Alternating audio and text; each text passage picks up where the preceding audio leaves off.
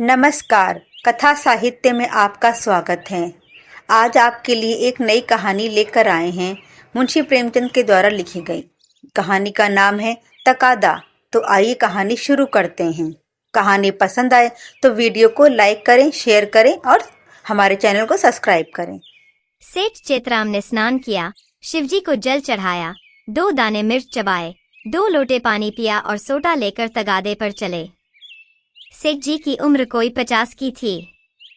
सिर के बाल झड़ गए थे और खोपड़ी ऐसी साफ सुथरी निकल आई थी जैसे ऊसर खेत। आपकी आंखें थी तो छोटी लेकिन बिल्कुल गोल। चेहरे के नीचे पेट था और पेट के नीचे टांगे, मानो किसी पीपे में 2 मेखें गाड़ दी गई हों। लेकिन यह खाली पीपा न था, इसमें सजीवता और कर्मशीलता कूट कूट कर भरी हुई थी। किसी बाकीदार असामी के सामने इस पीपे का उछलना कूदना और पैंतरे बदलना देखकर किसी नट का चिगिया भी लज्जित हो जाता। ऐसी आंखें लाल पीली करते, ऐसे गरजते कि दर्शकों की भीड़ लग जाती थी। उन्हें कंजूस तो नहीं कहा जा सकता, क्योंकि जब वह दुकान पर होते तो हर एक भिखमंगे के सामने एक कौड़ी फेंक देते। हाँ, उस समय उनके माथे पर कुछ ऐसा बल पड़ जाता, आंखें कुछ ऐसी प्रचंड हो जाती, नाक कुछ ऐसी सिकुड़ जाती कि भिखारी फिर उनकी दुकान पर न आता। लहने का बाप तगादा है, इस सिद्धांत के वह अनन्य भक्त थे। जलपान करने के बाद संध्या तक वह बराबर तगादा करते रहते थे। इसमें एक तो घर का भोजन बचता था, दूसरे असामियों के माथे दूध, पूरी, मिठाई आदि पदार्थ खाने को मिल जाते थे। एक वक्त का भोजन बच जाना कोई साधारण बात नहीं है। एक भोजन का एक आना भी रख लें तो केवल इसी मद में उन्होंने अपने 30 वर्षों के महाजनी जीवन में कोई 800 रुपए बचा लिए थे। फिर लौटते समय दूसरी बेला के लिए भी दूध, दही, तेल, तरकारी, उपले, ईंधन मिल जाते थे। बहुधा संध्या का भोजन भी न करना पड़ता था, इसलिए तगादे से न चुकते थे। आसमान फटा पड़ता हो, आग बरस रही हो, आंधी आती हो, पर सेठ जी प्रकृति के अटल नियम की भांति तगादे पर जरूर निकल जाते। सेठानी ने पूछा, भोजन? सेठ जी ने गरज कर कहा, नहीं, सांझ का आने पर देखी जाएगी। सेठ जी के एक किसान पर 5 रुपए आते थे। 6 महीने से दुष्ट ने सूद ब्याज कुछ न दिया था और न कभी कोई सौगात लेकर हाजिर हुआ था। उसका घर 3 कोस से कम न था, इसलिए सेठ जी टालते आते थे। आज उन्होंने उसी गांव चलने का निश्चय कर लिया। आज बिना दुष्ट से रुपए लिए न मानूंगा, चाहे कितना ही रोए, घिघियाए। मगर इतनी लंबी यात्रा पैदल करना निंदास्पद था। लोग कहेंगे नाम बड़े दर्शन थोड़े। कहलाते सेठ, चलते हैं पैदल, इसलिए मंथर गति से इधर उधर ताकते, राहगीरों से बातें करते चले जाते थे कि लोग समझे वायु सेवन करने जा रहे हैं। सहसा एक खाली इक्का उनकी तरफ जाता हुआ मिल गया। इक्केवान ने पूछा, खा लाला, कहाँ जाना है? सेठ जी ने कहा, जाना तो कहीं नहीं है, 2 परग तो और है, लेकिन लाओ बैठ जाया। इक्के वाले ने चुभती हुई आंखों से सेठ जी को देखा, सेठ जी ने भी अपनी लाल आंखों से उसे घूरा। दोनों समझ गए, आज लोहे के चने चबाने पड़ेंगे। इक्का चला। सेठ जी ने पहला वार किया, खा घर है मियाँ साहब? घर कहाँ है हुजूर, जहाँ पर रहूं वहीं घर है। जब घर था तब था, अब तो बेघर बेदर हूँ, और सबसे बड़ी बात यह है कि बेपर हूँ। तकदीर ने पर काट लिए, लडूरा बनाकर छोड़ दिया। मेरे दादा नवाबी में चकलेदार थे हुजूर, 7 जिले के मालिक, जिसे चाहे तो दम कर दें, फांसी पर लटका दें। निकलने के पहले लाखों की थैलियां नजर चढ़ जाती थीं हुजूर। नवाब साहब भाई की तरह मानते थे। एक दिन वह थे, एक दिन यह है कि हम आप लोगों की गुलामी कर रहे हैं। दिनों का फेर है। सेठ जी को हाथ मिलाते ही मालूम हो गया, पक्का फिकैत है, अखाड़ेबाज, इससे पेश पाना मुश्किल है। पर अब तो कुश्ती बद गई थी, अखाड़े में उतर पड़े थे। बोले, तो यह कहो कि बादशाही घराने के हो। यह सूरत ही गवाही दे रही है। दिनों का फेर है भाई, सब दिन बराबर नहीं जाते। हमारे यहाँ लक्ष्मी को चंचला कहते हैं, बराबर चलती रहती हैं। आज मेरे घर, कल तुम्हारे घर। तुम्हारे दादा ने रुपए तो खूब छोड़े होंगे। इक्के वाला, अरे सेठ, उस दौलत का कोई हिसाब न था। न जाने कितने तहखाने भरे हुए थे। बोरों में सोने चांदी के डले रखे हुए थे। जवाहरात टोकरियों में भरे पड़े थे। एक एक पत्थर 50-50 लाख का।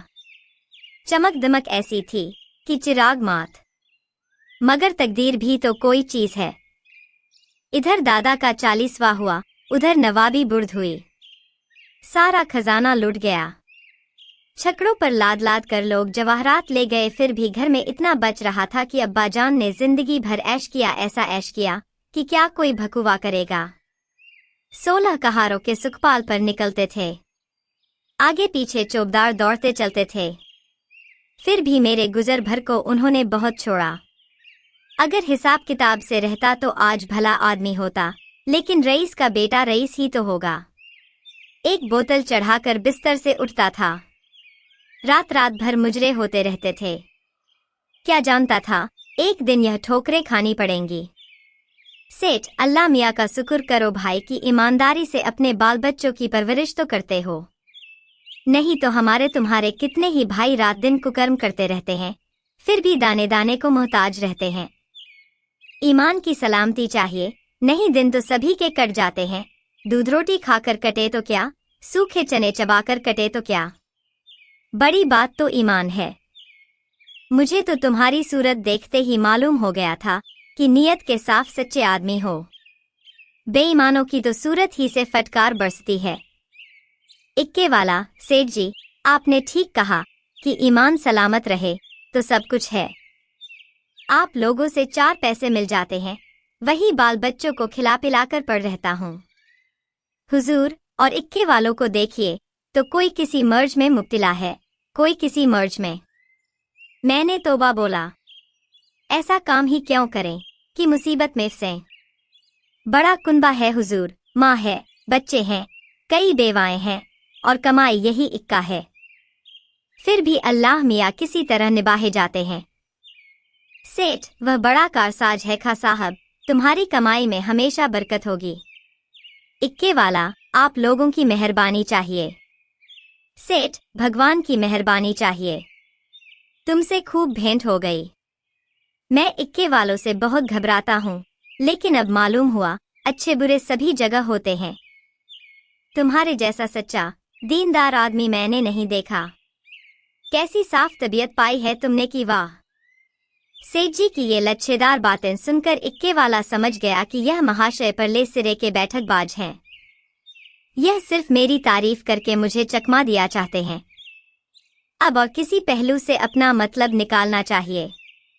इनकी दया से तो कुछ ले मरना मुश्किल है, शायद इनसे भय से कुछ ले मरो। बोला, मगर लाला, यह न समझिए कि मैं जितना सीधा और नेक नजर आता हूँ उतना सीधा और नेक हूँ भी। नेकों के साथ नेक हूँ, लेकिन बुरों के साथ पक्का बदमाश हूँ। यूँ कहिए आपकी जूतियाँ सीधी कर दूँ, लेकिन किराए के मामले में किसी के साथ रियायत नहीं करता। रियायत करूँ तो खाऊं क्या। सेठ जी ने समझा था इक्के वाले को हत्थे पर चढ़ा लिया, अब यात्रा निर्विघ्न और निःशुल्क समाप्त हो जाएगी। लेकिन यह अलाप सुना तो कान खड़े हुए। बोले, भाई, रुपए पैसे के मामले में मैं भी किसी से रियायत नहीं करता, लेकिन कभी कभी जब यार दोस्तों का मामला आ पड़ता है तो झक मारकर दबना ही पड़ता है। तुम्हें भी कभी कभी बल खाना ही पड़ता होगा। दोस्तों से बेमुरवती तो नहीं की जाती। इक्के वाले ने रूखेपन से कहा, मैं किसी के साथ मुरवत नहीं करता। मुरवत का सबक तो उस्ताद ने पढ़ाया ही नहीं। एक ही चंचूल हूँ। मजाल क्या कि कोई एक पैसा दबा ले। घरवाली तक को तो मैं एक पैसा देता नहीं, दूसरों की बात ही क्या है। और इक्के वाले अपने महाजन की खुशामद करते हैं, उसके दरवाजे पर खड़े रहते हैं। यहाँ महाजनों को भी धता बताता हूँ, सब मेरे नाम को रोते हैं। रुपए लिए और साफ डकार गया। देखें अब कैसे वसूल करते हो बच्चा, नालिश करो, घर में क्या धरा है जो ले लोगे। सेठ जी को मानो जूड़ी चढ़ आई। समझ गए यह शैतान बिना पैसे लिए न मानेगा। जानते कि यह विपत्ति गले पड़ेगी तो भूलकर भी इक्के पर पाँव न रखते। इतनी दूर पैदल चलने में कौन पैर टूटे जाते थे। अगर इस तरह रोज पैसे देने पड़े तो फिर लेन देन कर चुका। सेठ जी भक्त जीव थे। शिवजी को जल चढ़ाने में जब से होश संभाला एक नागा भी न किया। क्या भक्तवत्सल शंकर भगवान इस अवसर पर मेरी सहायता न करेंगे। इष्ट देव का सुमिरन करके बोले, खौ साहब और किसी से चाहे न दबो, पर पुलिस से तो दबना ही पड़ता होगा। वह तो किसी के सगे नहीं होते। इक्के वाले ने कहा, मारा भी नहीं, उनसे उल्टे और कुछ न कुछ वसूल करता हूँ। जहाँ कोई शिकार मिला झट सस्ते भाड़े बैठाता हूँ और थाने पर पहुँचा देता हूँ। किराया भी मिल जाता है और इनाम भी। क्या मजाल कि कोई बोल सके। लाइसन नहीं लिया आज तक, लाइसन। मजे में सदर में इक्का दौड़ाता फिरता हूँ। कोई साला चू नहीं कर सकता। मेले ठेलों में अपनी खूब बनाती है। अच्छे अच्छे माल चुनकर कोतवाली पहुंचाता हूँ। वहां कौन किसी की दाल गलती है। जिसे चाहे रोक लें, 1 दिन, 2 दिन, 3 दिन। 20 बहाने हैं। कह दिया, शक था कि यह औरत को भगाए लिए जाता था। फिर कौन बोल सकता है। साहब भी छोड़ना चाहें तो नहीं छोड़ सकते। मुझे सीधा न समझिएगा। एक ही हरामी हूँ। सवारियों से पहले किराया तय नहीं करता, ठिकाने पर पहुंचकर 1 के 2 लेता हूँ। जरा भी चीज पर किया तो आस्तीन चढ़ा, पैंतरे बदल कर खड़ा हो जाता हूँ। फिर कौन है जो सामने ठहर सके। सेठ जी को रोमांच हो आया। हाथ में एक सोटा तो था, पर उसका व्यवहार करने की शक्ति का उनमें अभाव था। आज बुरेफ से न जाने किस मनहूस का मुंह देखकर घर से चले थे। कहीं यह दुष्ट उलझ पड़े तो 10-5 दिन हल्दी सोंठ पीना पड़े। अब से भी कुशल है यहाँ उतर जाऊं, जो बच जाए वही सही। भीगी बिल्ली बनकर बोले, अच्छा अब रोक लो खा साहब, मेरा गाँव आ गया। बोलो तुम्हें क्या दे दूं। इक्के वाले ने घोड़ी को एक चाबुक और लगाया और निर्दयता से बोला, मजूरी सोच लो भाई। तुमको न बैठाया होता तो 3 सवारियां बैठा लेता। तीनों 4-4 आने भी देते तो 12 आने हो जाते। तुम 8 ही आने दे दो। सेठ जी की बधिया बैठ गई। इतनी बड़ी रकम उन्होंने उम्र भर इस मद में नहीं खर्च की थी। इतनी सी दूर के लिए इतना किराया वह किसी तरह न दे सकते थे। मनुष्य के जीवन में एक ऐसा अवसर भी आता है जब परिणाम की उसे चिंता नहीं रहती। सेठ जी के जीवन में यह ऐसा ही अवसर था। अगर आने 2 आने की बात होती तो खून का घूंट पी कर दे देते, लेकिन 8 आने के लिए कि जिसका द्विगुण एक कलदार होता है, अगर तू मैं ही नहीं हाथापाई की भी नौबत आए तो वह करने को तैयार थे। यह निश्चय करके वह दृढ़ता के साथ बैठे रहे। सहसा सड़क के किनारे एक झोंपड़ा नजर आया। इक्का रुक गया। सेठ जी उतर पड़े और कमर से एक दुअन्नी निकालकर इक्केवान की ओर बढ़ाई। इक्केवान ने सेठ जी के तेवर देखे तो समझ गया ताव बिगड़ गया। चाशनी कड़ी होकर कठोर हो गई। अब यह दांतों से लड़ेगी। इसे चुबल कर ही मिठास का आनंद लिया जा सकता है। नम्रता से बोला, मेरी ओर से इसकी रेवड़ियां लेकर बाल बच्चों को खिला दीजिएगा। अल्लाह आपको सलामत रखे।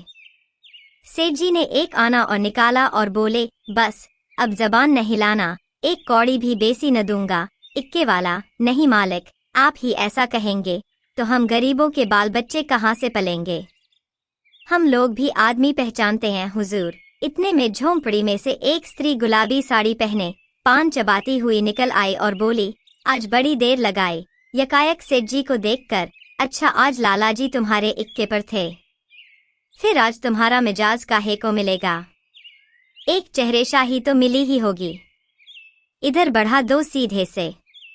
यह कहकर वह सेठ जी के समीप आकर बोली, आराम से चरपैया पर बैठो लाला। बड़े भाग थे कि आज सवेरे सवेरे आपके दर्शन हुए।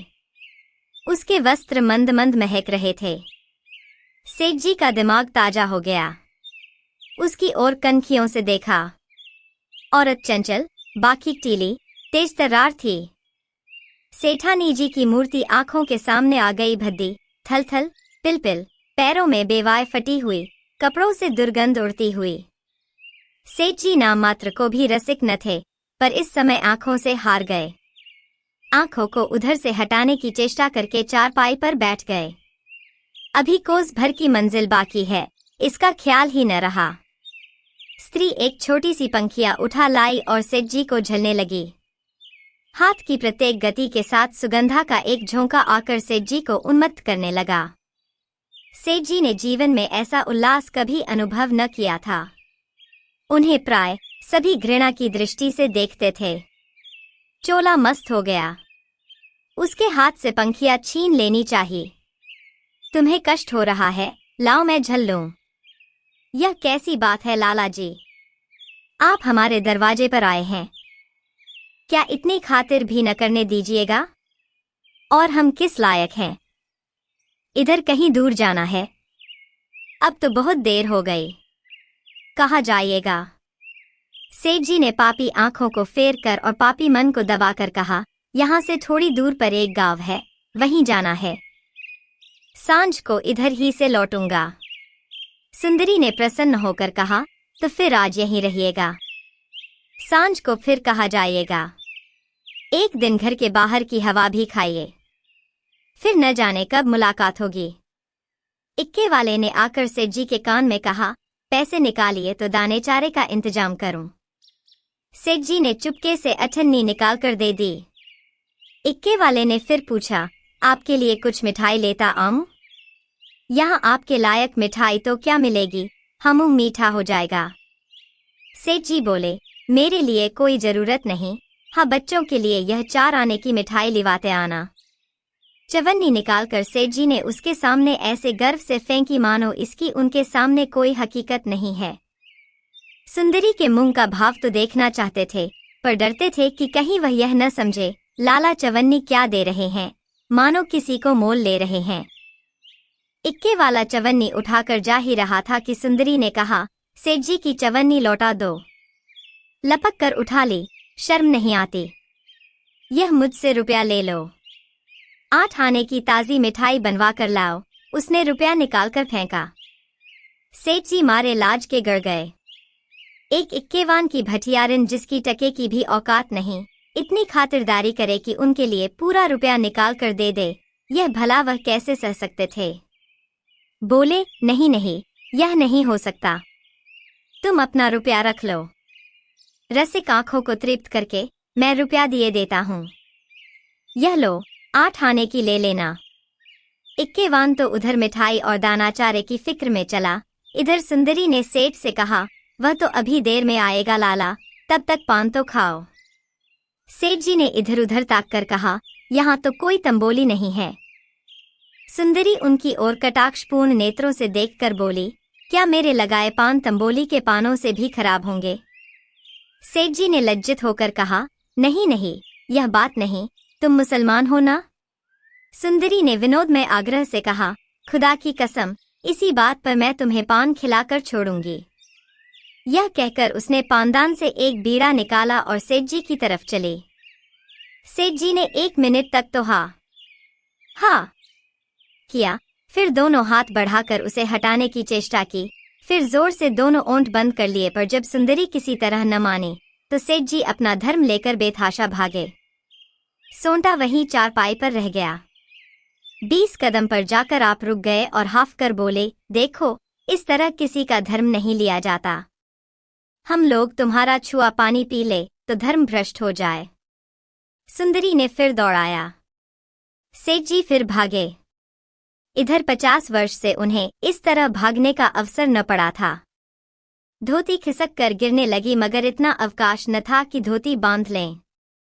बेचारे धर्म को कंधों पर रखे दौड़े चले जाते थे। न मालूम कब कमर से रुपयों का बटुआ खिसक पड़ा। जब एक 50 कदम पर फिर रुके और धोती ऊपर उठाई तो बटुआ नदारद। पीछे फिर कर देखा। सुंदरी हाथ में बटुआ लिए उन्हें दिखा रही थी और इशारे से बुला रही थी, मगर सेठ जी को धर्म रुपए से कहीं प्यारा था। 2-4 कदम चले फिर रुक गए। यकायक धर्मबुद्धि ने डॉट बताई, थोड़े रुपए के लिए धर्म छोड़े देते हो? रुपए बहुत मिलेंगे, धर्म कहाँ मिलेगा? यह सोचते हुए वह अपनी राह चले, जैसे कोई कुत्ता झगड़ालू कुत्तों के बीच से आहत दुम दबाए भागा जाता हो और बार बार पीछे फिरकर देख लेता हो कि कहीं वे दुष्टा तो नहीं रहे हैं। धन्यवाद। आप सुन रहे थे मुंशी प्रेमचंद के द्वारा लिखी गई कहानी तकादा। कहानी पसंद आई हो तो वीडियो को लाइक करें, शेयर करें और कमेंट करें और हमारे चैनल को सब्सक्राइब करें और हमारी नई कहानियों की नोटिफिकेशन प्राप्त करने के लिए नोटिफिकेशन बेल आइकन को प्रेस करें।